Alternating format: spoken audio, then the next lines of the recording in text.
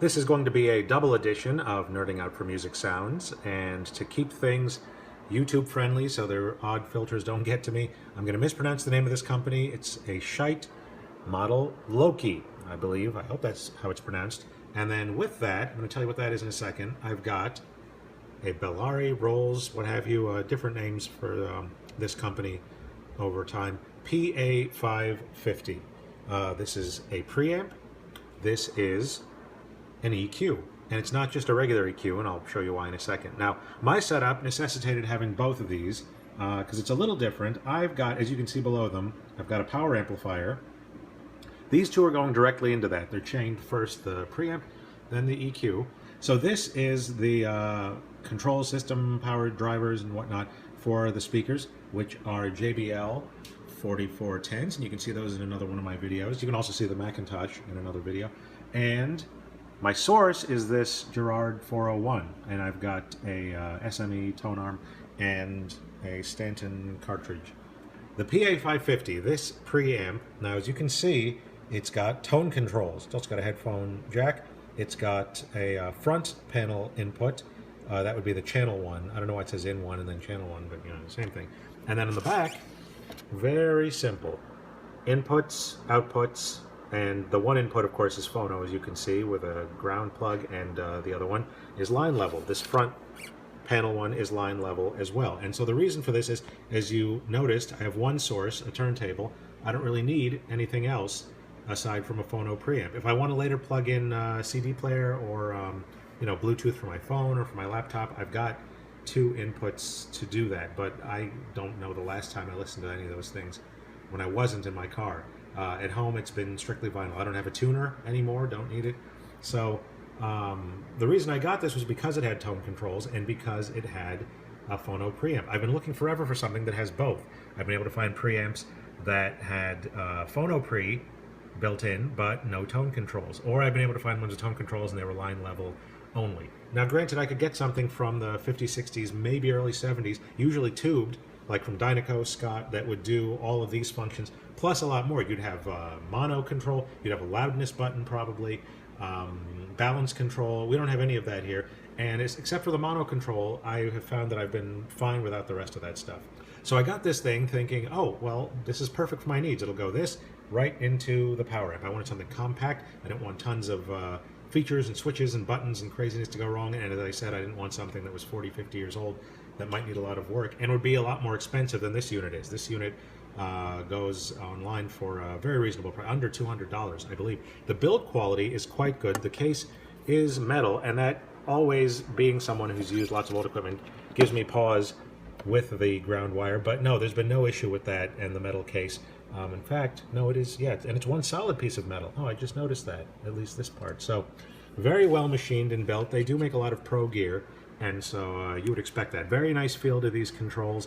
And their other units, they have a tube phono preamp that's gotten a lot of good buzz, a lot of good press. Pardon the pun. That one's got a headphone jack as well. It's also got a rumble filter. I believe this one has a rumble filter built in. Low filter is might call it low cut. Sometimes they call it. But that's because as the needle is bouncing around on this thing, there's inevitably going to be a little bit of maybe a warp or some you know, sound from the bass or something, and you don't want that to come out to your speakers. And I've seen it happen where this thing it'll be actually pulsating because it's got that low level information. Or you got that low level information coming out of here into this thing shuts down because it doesn't know what to do. I've had it go into that protection mode where it just cuts off all signal because it says some big heavy signals coming through that I can't understand, that I can't do a lot with. It's going to damage me and the speakers, so I'm shutting it down. That's happened with this thing before when I've put a phono preamp right in. But this thing must have it built in because I have not had that problem, knock wood. So I set this up, I tested it out. The first record I actually used to test was an original, very clean pressing of the Police Synchronicity, actually that my father bought new, still in the shrink wrap. It was beautiful, so I know it was excellent. It had been very lightly played, only on an old Technics SL6 with an Audio-Technica P-mount cartridge. He played it very sparingly. So I knew that that was an excellent shape and a good record test. It had a lot of good bass on like King of Pain, for example. So I put it through this. It did sound excellent, but there was a bit of presence, just something missing. Now, prior to this, having this setup, I had a Marantz 1070, which is also in one of my other videos, integrated amp, and I was using that as the preamp into the Macintosh. Or sometimes I was using it just as an integrator. Anyway, that one had a bit more of the presence. I think the mid-range presence that I missed. It had a loudness switch, and I missed all of that.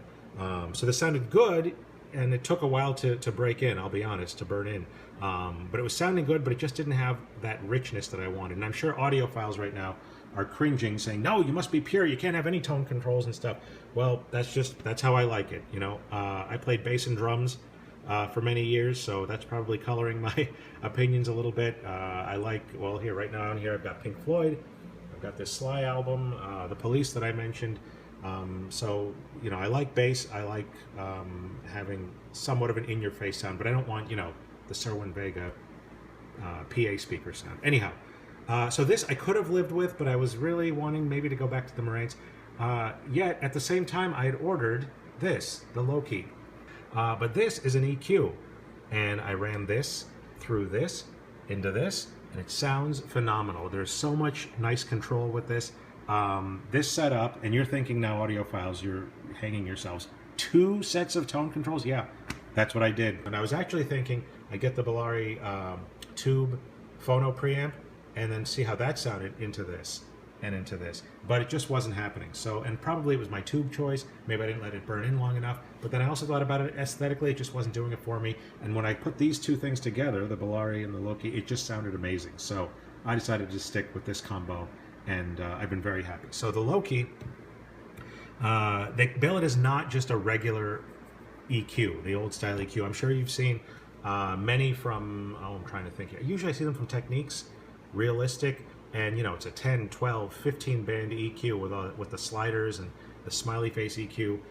There's that scene in at the beginning of Risky Business where it's the point of view of Tom Cruise, and his father is telling him, you know, don't mess with the stereo set, my house, my rules, and he doesn't like that he's messed with the controls and the EQ, which, by the way, if you watch and listen closely, and my memory may be off, I think that when he changes the EQ settings back to what they were, it's worse.